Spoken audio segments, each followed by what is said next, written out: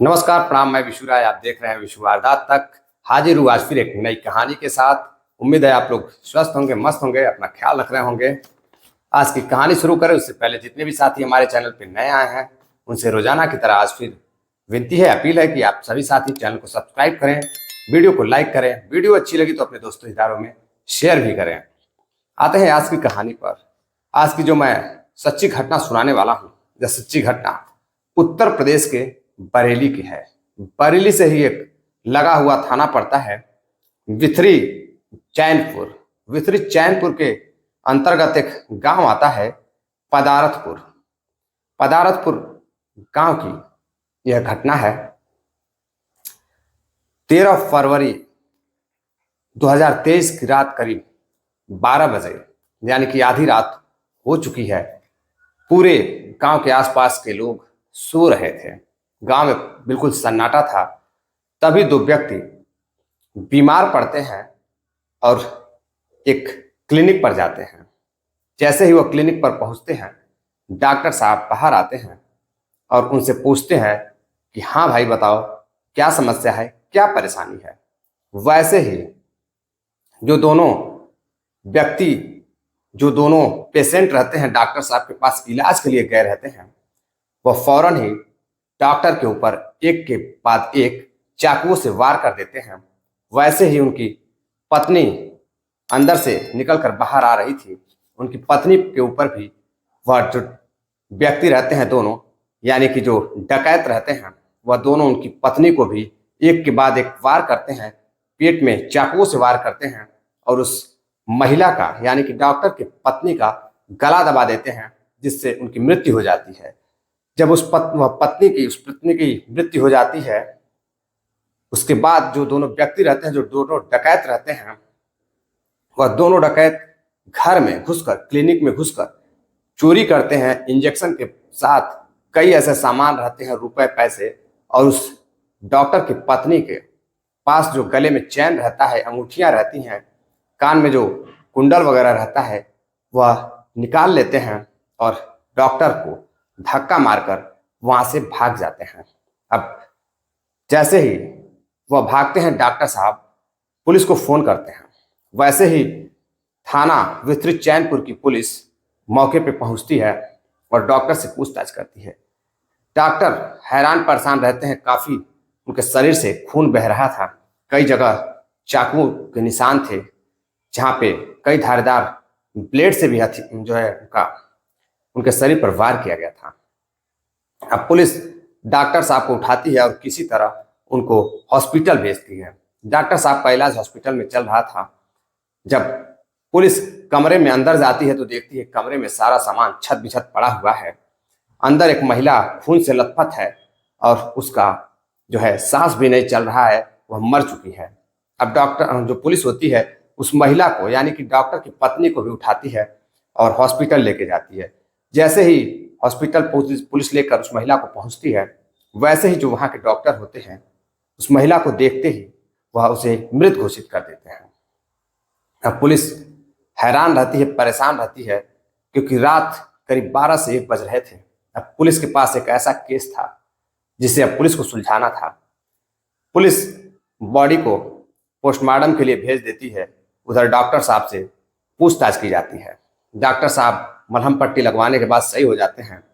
जब उनसे पूछताछ होती है तो डॉक्टर साहब बताते हैं कि रात 11 से 12 बजे करीब दो व्यक्ति उनके क्लिनिक पर इलाज कराने के लिए आते हैं और जैसे ही वो इलाज के बारे में पूछते हैं, उनके ऊपर धारदार हथियार से हमला किया जाता है और उनकी पत्नी को मारा जाता है।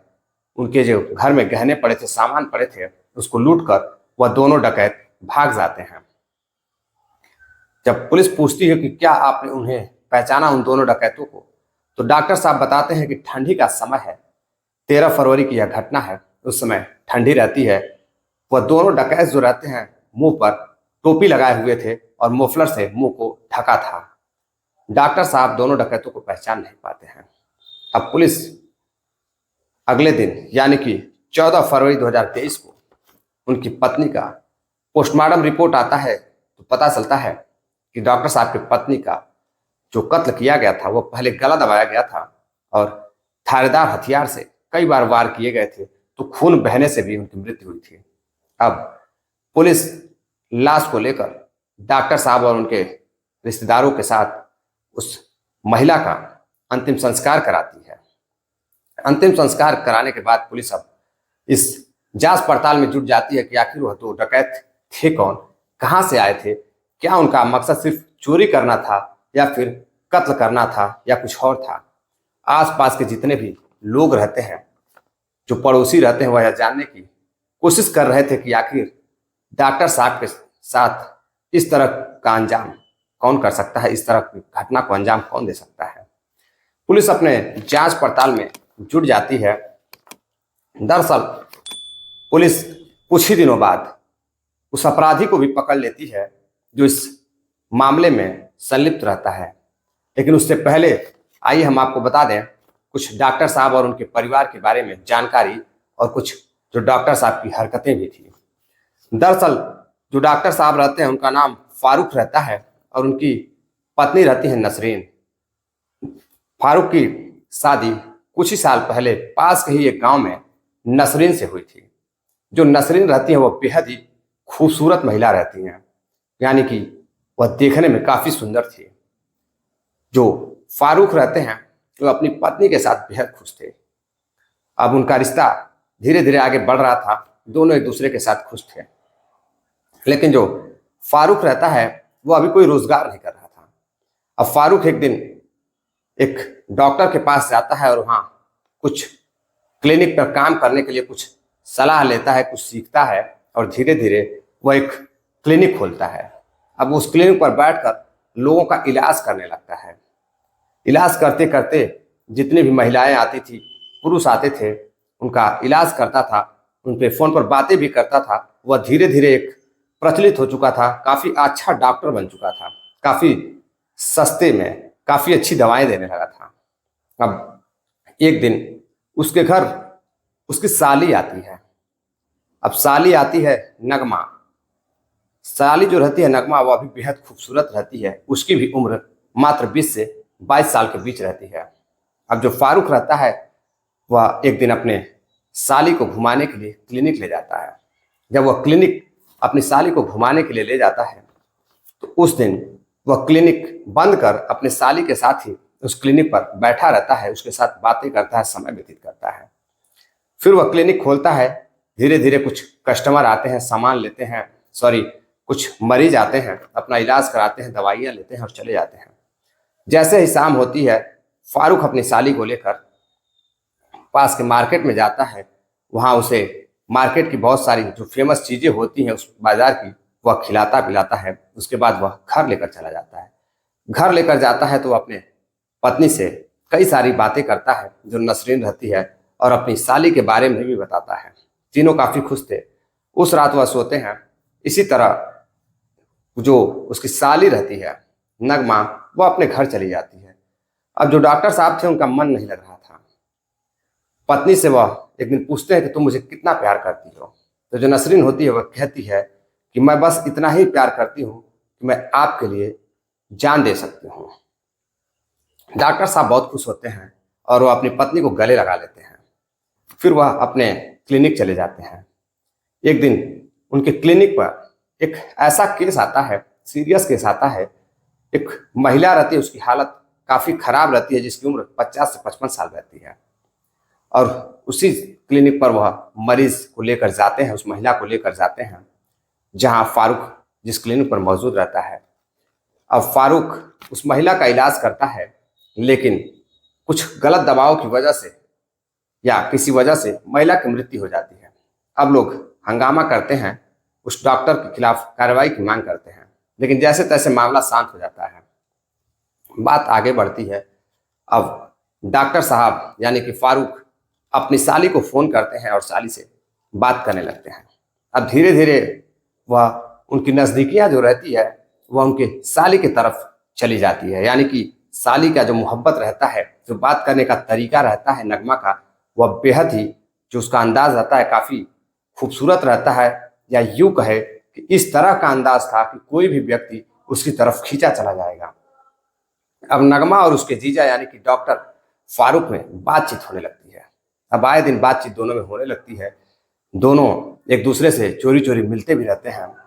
अब दोनों की मोहब्बत जो होती है इस कदर आगे बढ़ जाती है कि एक दिन साली उसके घर आती है और वह फिर उसी क्लिनिक पर अपने साली नगमा को घुमाने के लिए लेकर जाते हैं और उसके साथ अपने क्लिनिक में ही नगमा से प्रेम संबंध बनाते हैं, यानी कि संबंध बनाते हैं।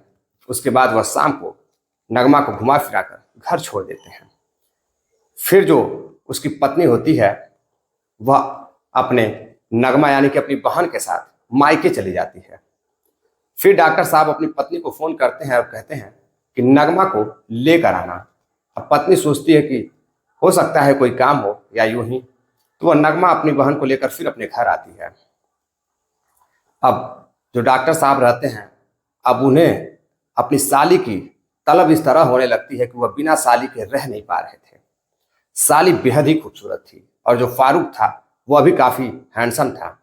अब फारूक प्रतिदिन की तरह हर रोज नगमा को लेकर अपने क्लिनिक जाते और क्लिनिक पर उसके साथ संबंध बनाते, समय व्यतीत करते। दोनों बैठकर प्रेम भरी बातें करते हैं। अब एक दिन जो नगमा रहती है वह कहती है साली डॉक्टर साहब की, डॉक्टर साहब कहते हैं कि तुम बहुत खूबसूरत हो, जी करता है तुमसे शादी कर लूं।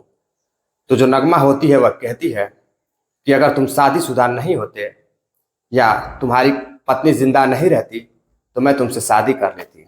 अब यह बात सुनते ही डॉक्टर साहब सोच में पड़ जाते हैं और नगमा को उसी क्लिनिक से उसके घर मायके छोड़ाते हैं। फिर वह अपने घर आते हैं। घर आने के बाद अपनी पत्नी से पूछते हैं कि ये बताओ कि तुम मेरे लिए क्या कर सकती हो। तो वह कहती है कि मैं आपके लिए बहुत कुछ कर सकती हूँ। तो डॉक्टर जो फारूक होता है वह कहता है कि क्या वाकई में तुम मुझसे इतना प्यार करती हो कि तुम मेरे लिए जान भी दे सकती हो।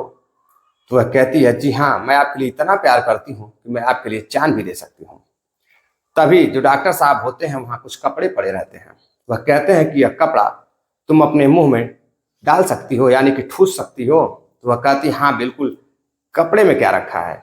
वह वहाँ छोटा सा कुछ टॉवल टाइप का कपड़ा रहता है, वह उठाती है और अपने मुंह में दबा लेती है। वैसे ही डॉक्टर जो फारूक होता है अपनी पत्नी का गला पकड़ता है और दबा देता है। जैसे ही पत्नी का गला पकड़ते हैं डॉक्टर, वैसे ही पत्नी चिल्लाने की कोशिश करती है, लेकिन मुंह तो पहले ही बंद हो चुका था क्योंकि मुंह के अंदर कपड़ा ठूसा हुआ था। अब उसके आंख से पानी निकल रहे थे।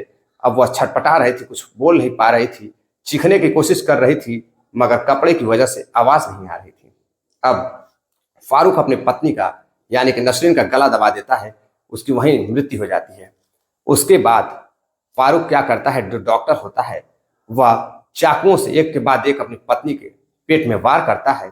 जब उसे यह पता लग जाता है कि अब उसकी पत्नी बिल्कुल मर चुकी है, उसके बाद वह रूम में पड़े कपड़ों को इधर उधर फेंकता है। जो इंजेक्शन होता है, कुछ सामान होते हैं और जो पत्नी के गहने होते हैं और कुछ पैसे होते हैं, उसे ले जाकर किसी अलग जगह पर छुपा देता है। और फिर वह जोर जोर से चिल्लाने लगता है। आसपास के लोग आते हैं। जब आसपास के लोग इकट्ठा होते हैं तभी पुलिस को भी फोन किया जाता है। पास में ही पुलिस थाना रहता है। पुलिस थाने से पुलिस भी आती है और डॉक्टर को ले जाकर एडमिट कराती है। वहीं उसकी पत्नी की मृत्यु हो जाती है।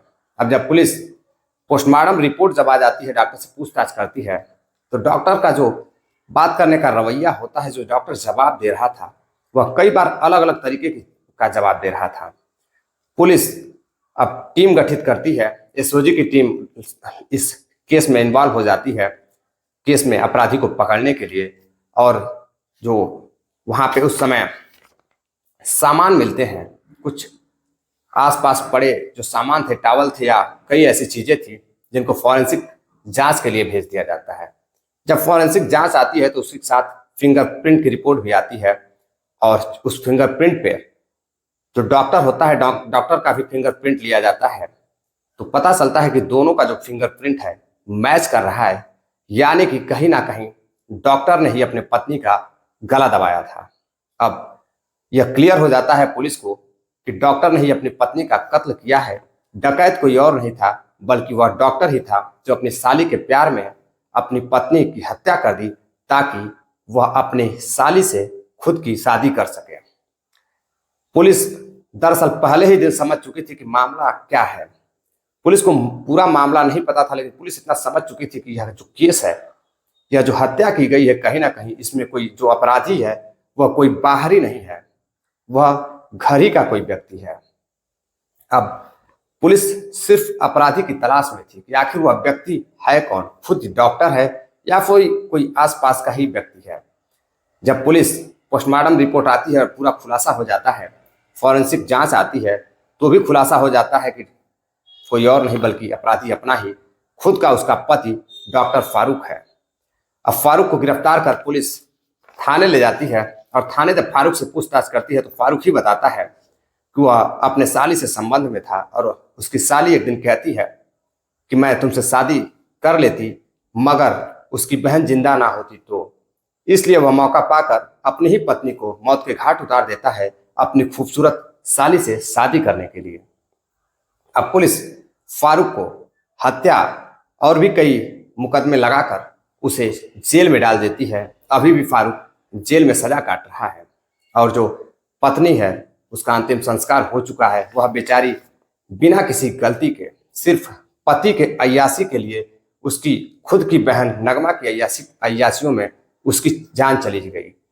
जिस महिला का इस केस से कोई लेना देना नहीं था, इनकी मोहब्बत से कोई लेना देना नहीं था, सिर्फ उसका कसूर इतना था कि वह फारूक की बीवी थी, फारूक जैसे जालिम व्यक्ति की बीवी थी, जो एक अय्याश डॉक्टर और झोला छाप डॉक्टर था। नसरीन शायद कभी सपने में भी नहीं सोची होगी कि उसका जो पति है वह इस तरह की घटिया हरकत उसके साथ कर सकता है। जो पत्नी अपनी पति के लिए जान देने तक के लिए हाजिर रहती थी, उस पति ने एक दिन अपनी पत्नी की ही जान ले ली। दरअसल इस घटना को सुनाने का उद्देश्य आपको जागरूक करना है, सावधान करना है, किसी को हैरान करना या परेशान करना नहीं है। चलते चलते कुछ साथियों ने कमेंट किया है जिनके नाम है पुनीत सिंह है, अनुल सालिंखे जी हैं महाराष्ट्र से, जलजीत सिंह है, सुहेल अंसारी है कुवैत से। सुहेल जी आपका बहुत बहुत धन्यवाद जो आप इतने दूर से बैठकर हमारी कहानी को सुन रहे हैं, कुवैत से आप कहानी को सुनते हैं और अपना प्यार सपोर्ट देते हैं, आपका बहुत बहुत तहे दिल से धन्यवाद। नासिर पठान जी हैं, सुहेल अंसारी जी हैं, सतीश गुप्ता जी हैं उत्तर प्रदेश मऊ से। आप सभी का बहुत बहुत धन्यवाद, आप सभी जो इतना प्यार सपोर्ट देते हैं। कहानी अगर अच्छी लगी हो, पसंद आई हो तो कहानी को वीडियो को शेयर भी करें। उम्मीद है कि पसंद जरूर आई होगी आप लोगों को। वीडियो को यानी कि चैनल को सब्सक्राइब भी करें और वीडियो को लाइक आप लोग जरूर किया करिए, क्योंकि आपके एक लाइक करने से ही हमारा जो मनोबल है वह बढ़ता है और हम आपके लिए अच्छी अच्छी कहानियां भी लेकर आते हैं। तो इतना तो काम आप लोग किया ही करिए कि एक लाइक का बटन जरूर आप लोग दबाया करिए और सुझाव जो होता है आप लोग कमेंट सेक्शन में, कमेंट बॉक्स में जरूर दिया करिए। और आप जहाँ से भी हैं, जिस क्षेत्र से आते हैं, इलाहाबाद, गुजरात, राजस्थान या किसी भी प्रदेश से, कुवैत या फिर सऊदी अरब, जहाँ से भी हैं, आप उस जगह का नाम भी लिखें, एड्रेस भी दें, यानी कि एड्रेस के साथ अपना नाम भी लिखें ताकि हमें आपका नाम लेने में काफ़ी आसानी हो। मिलते हैं एक और नई कहानी के साथ, तब तक के लिए आप लोग आशीर्वाद दीजिए, सपोर्ट करिए, प्यार दीजिए। जय हिंद, नमस्कार।